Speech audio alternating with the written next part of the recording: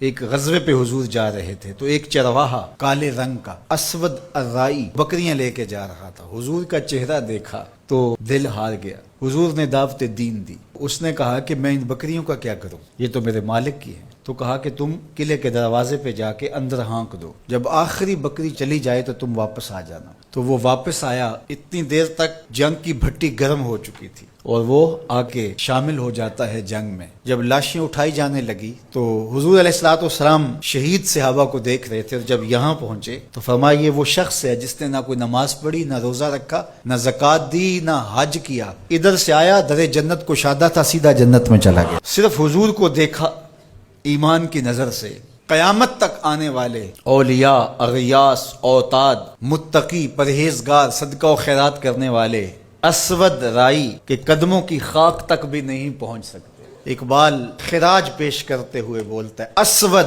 از توحید احمر می شود، خیش فاروق و ابو ذر می شود۔